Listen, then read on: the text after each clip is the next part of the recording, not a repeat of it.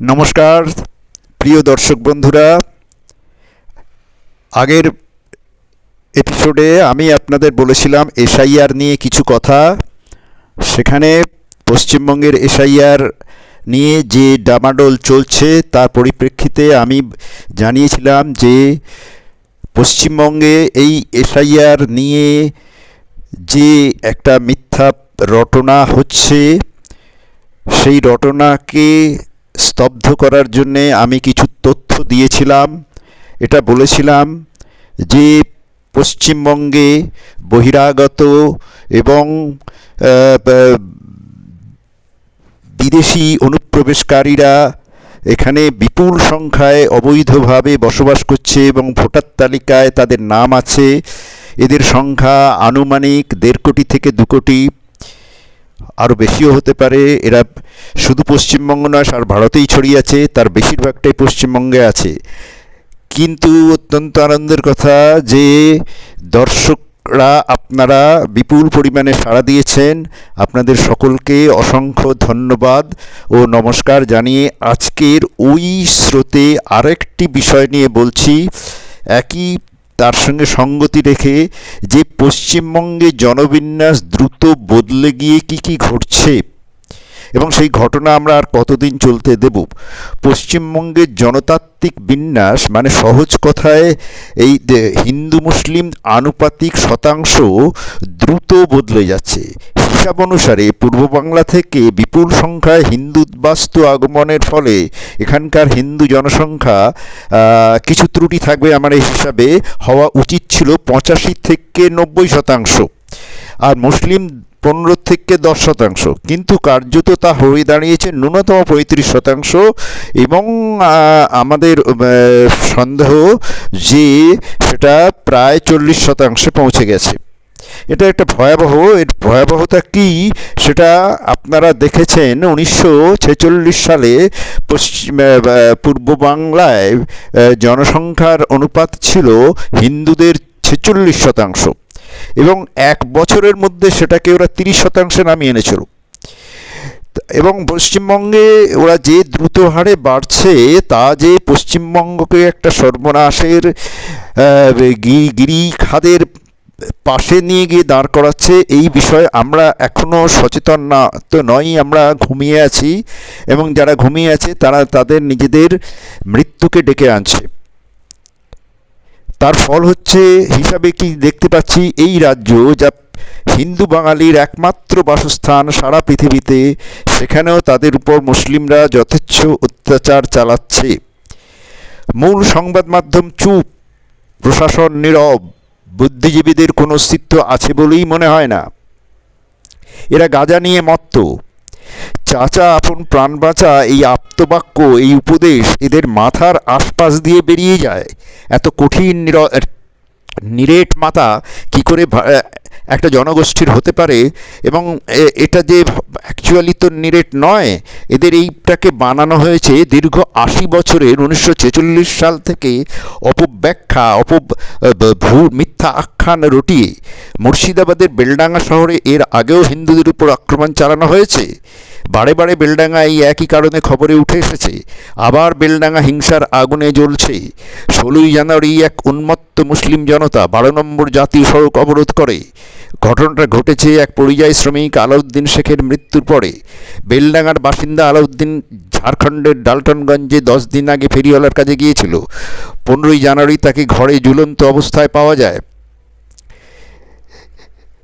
যে এটা ঘটনা, যে অভিযোগ যে আলাউদ্দিন মৃত্যুর আগে তার মাকে ফোন করে জানিয়েছিল সে হিন্দু মুসলিম দ্বন্দ্বের কারণে উদ্বেগে আছে। তার মরদেহ বেলডাঙ্গায় পৌঁছলে স্থানীয় মুসলিমরা এই সুযোগে কাজে লাগিয়ে বিশৃঙ্খলা ও অরাজকতা সৃষ্টি করে। তারা রাস্তায় নেমে এসে বিশৃঙ্খলা, স্ট্রিট ভায়োলেন্স, তার প্রথমেই তার সবকে 12 নম্বর জাতীয় সড়কে এনে রাখে। তারপর স্থানীয়রা শিয়ালদহ লালগোলা রুটে অনেকগুলো ট্রেন আটকে দেয়। তাদের সংখ্যা বাড়তে থাকে। তারা কয়েকজন সাংবাদিককে মারধর করে। সংবাদচিত্রীরাও ছিল। তারা এমনকি মহিলা সাংবাদিকেরও যৌন হয়রানি করে। এই রকমই একটা ঘটনা সোমা মাইতি নামে জি 24 ঘন্টা সংবাদ চ্যানেলের একজন মহিলা সাংবাদিকের নিগ্রহের ঘটনা। তাকে ঘুষি মারা হয়, লাথি মারা হয় এবং রাস্তার মাঝখানে যৌন আক্রমণ করা হয়। তাকে ধর্ষণের চেষ্টা হয়। যখন সে প্রাণ বাঁচাতে দৌড়ে পালাতে চেষ্টা করে তখন তারা তার পিছনে ধাওয়া করে। এই সাংবাদিককে তারপর এক হাসপাতালে চিকিৎসার জন্য নিয়ে যাওয়া হয়। এই বিষয়ে কথা বলতে গিয়ে তিনি জানান, আমি সেখানে কাজ করতে গিয়েছিলাম, কিন্তু যেভাবে আমাকে মারা হয়েছে তা আমি কথায় বলে বোঝাতে পারবো না। আমার সাংবাদিকতার এই এতগুলো বছর আমি কখনো এমন যন্ত্রণাদায়ক অভিজ্ঞতার মধ্যে পড়িনি। দুজন লোক আমার দুটো পা চেপে ধরে, একজন আমার চুল ধরে হিড়হিড় করে টানছিল আর একজন আমার কাপড় ধরে টানছিল। আশ্চর্যের কথা, যখন এই আক্রমণ চালানো হচ্ছিল তখন সেখানে যথেষ্ট সংখ্যায় পুলিশ বাহিনী উপস্থিত ছিল। ঘটনার পরেই কোনো লোককে গ্রেপ্তার করা হয়নি। পরে এই খবর করা হয়েছিল যে মূল অভিযুক্ত মতিউর রহমান এই সহিংসতায় প্ররোচনা দিয়েছিল, তাকে গ্রেপ্তার করা হয়েছে। রহমান ছাড়া আরও 3জনকে, বিশেষ করে সোমা মাইতিকে আক্রমণের কারণে গ্রেপ্তার করা হয়েছে। এক বিবৃতিতে পুলিশ জানিয়েছে যে মুসলিম জনতা 16ই জানুয়ারির সহযোগিতা করেছিল, তারা আক্রমণাত্মক ছিল না।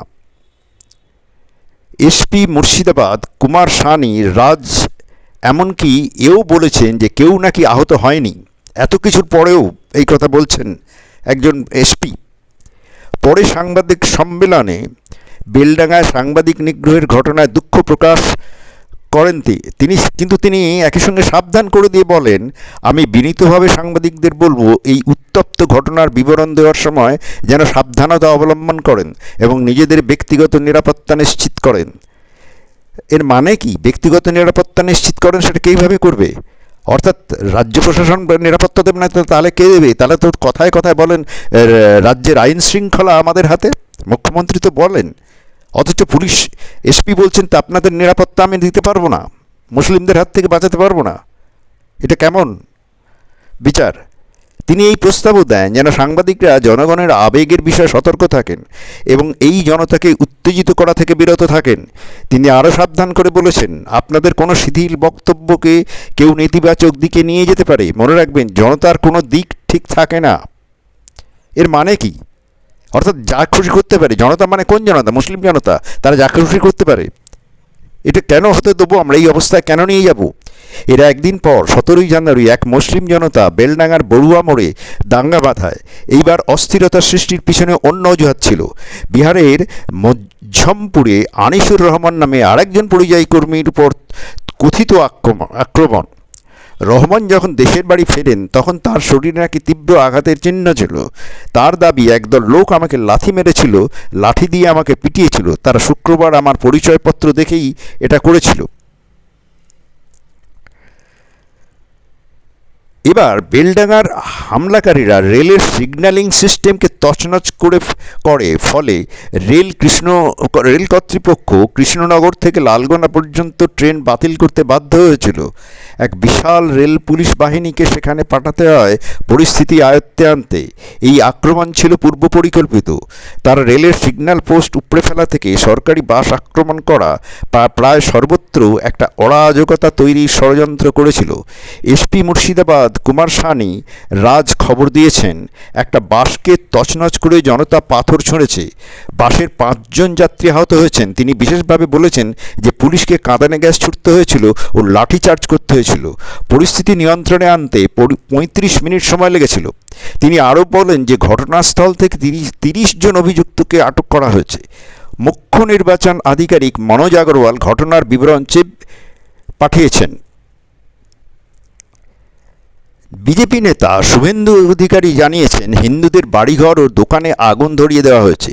17ই জানুয়ারি তিনি জানিয়েছেন যে হিন্দুদের সম্পত্তি ও ব্যবসার জায়গা বিশৃঙ্খলা ও অরাজকতা চালানো হচ্ছে, কারণ পশ্চিমবাংলার বাইরে পরিযায়ী সমস্যা তারা মানছে না। শুভেন্দু অধিকারী জানিয়েছেন, এটা কোনো স্বতঃস্ফূর্ত ক্ষোভ ছিল না। সিএএ মানে সিটিজেনশিপ অ্যামেন্ডমেন্ট অ্যাক্ট ও ওয়াক অফ বিরোধী আন্দোলনের সময় যেভাবে মুর্শিদাবাদে ভয়াবহ সহিংসতা ছড়িয়ে পড়েছিল, এটা ছিল তারই পুনরভিনয়। এবং হিসাব করে করা। তখন নিরীহ গোবিন্দচন্দ্র দাস ও তাঁর পুত্র চন্দন দাসকে পদ্ধতিমাফিক নিশানা করে মারা হয়েছিল। হিন্দুদের বাড়িঘর ও জীবিকাস্থল ভস্মীভূত করে দেওয়া হয়েছিল, আর রাজ্য সরকার অন্যদিকে মুখ ঘুরিয়েছিল। আবার সেই এক জঘন্য ছক পুলিশ এই নিষ্ক্রিয়তা দেখিয়েছিল, কারণ তারা এতে জড়িত ছিল রাজ্য সরকারের নির্দেশে। দাঙ্গাবাজ ও লুটেরাদের নির্ভয় ধ্বংসলীলা চালিয়ে যেতে দিয়েছিল, কারণ মমতা ব্যানার্জির ভোট ব্যাংককে চটানো যাবে না। 2024 সালে নভেম্বরে এইভাবেই মুসলমান জনতা হিন্দুদের বাড়ি জ্বালিয়ে দিয়েছিল। কার্তিক পুজো করা যাবে না, আসলে কার্তিক পুজো নয়, এটা শুরু। ওরা বলতে চায় কোনো পুজোই করতে দেবে না।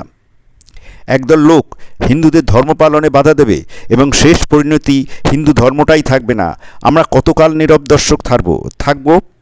সবাইকে একটা জায়গায় আসতে হবে, অনেক হয়েছে। একটা জায়গায় আসতে হবে, মানে আমাদের ঐক্যবদ্ধ হতে হবে এবং এর বিরুদ্ধে একদম সক্রিয় ভূমিকা নিতে হবে। এই পরিপ্রেক্ষিতে আরেকটা নতুন তথ্য উঠে এসেছে।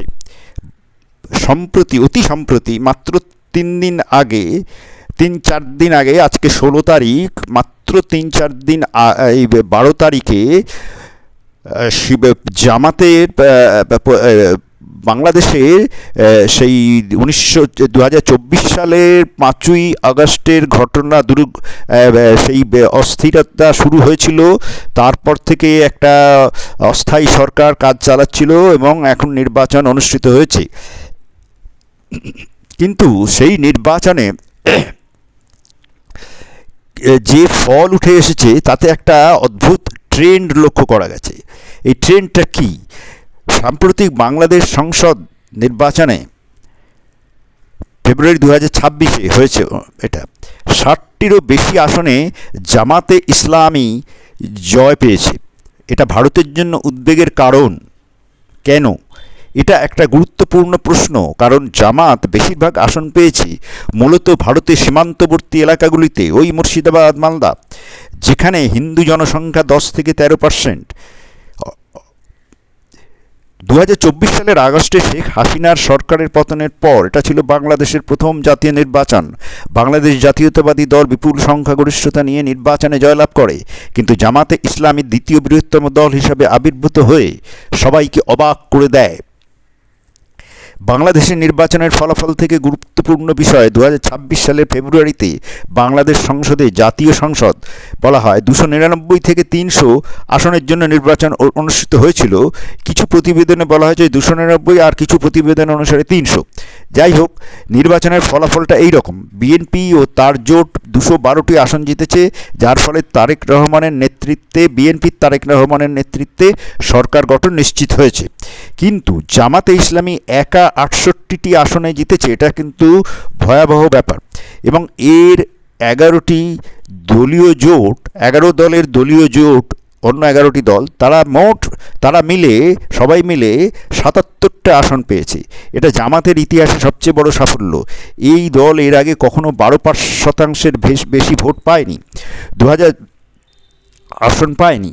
2024 সালে ছাত্র আন্দোলন থেকে উদ্ভূত ও হাসিনাকে যারা ক্ষমতাচ্যুত করেছিল সেই তরুণ কর্মীদের নেতৃত্বে গঠিত ন্যাশনাল সিটিজেন্স পার্টি বা এনসিপি খারাপ ফলাফল করেছে, মাত্র 6টি আসন জিতেছে।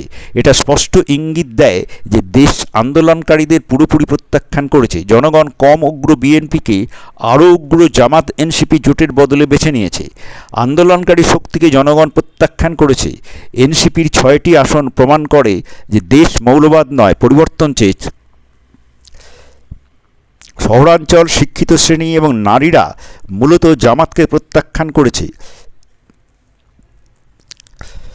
বিশেষ করে নারী অধিকারের বিষয়ে রক্ষণশীল অবস্থানের কারণে। তবে গ্রামীণ ও সীমান্তবর্তী এলাকায় জামাতের প্রভাব ক্রমশ বৃদ্ধি পাচ্ছে বলে মনে হচ্ছে। প্রধান হিন্দু অধ্যুষিত অঞ্চল এবং জামাতের বিজয়। বাংলাদেশে হিন্দু জনসংখ্যা মোট জনসংখ্যার 7.95 থেকে 8%। 2022 সালের আদমশুমারি অনুসারে প্রায় 1,30,00,000। তবে কিছু বিভাগে এটা বেশি, যেমন সিলেট বিভাগে 13.51, এটা সর্বোচ্চ। রংপুর বিভাগ 13.01%, খুলনা বিভাগে 11.52 থেকে 11.53%, আগে 12.85% এটা হ্রাস পাচ্ছে। আর রংপুরেও 12.98 নেমে এসছে। এই তিনটি বিভাগই একমাত্র এলাকা যেখানে হিন্দু জনসংখ্যার 10%, 10%-এর বেশি। অন্যান্য বিভাগে সংখ্যাটা কম। সিলেটে জামাত খুব কম আসন জিতেছে। এই অঞ্চল উত্তর পূর্ব ভারতের, মানে আসাম, মেঘালয় ও ত্রিপুরা সীমান্তবর্তী।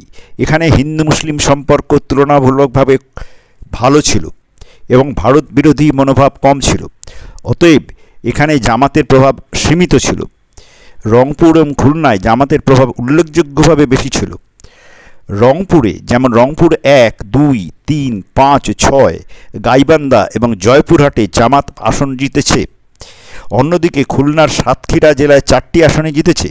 তদুপরি এই অঞ্চলের আরও বেশ কয়েকটি জেলায়, বিশেষ করে ভারতের পশ্চিমবঙ্গের সঙ্গে সংযুক্ত জেলাগুলিতে, যেমন জলপাইগুড়ি, মালদা, মুর্শিদাবাদ, নদিয়া এবং 24 পরগনা জেলায় জামাত ভালো ফলাফল করেছে।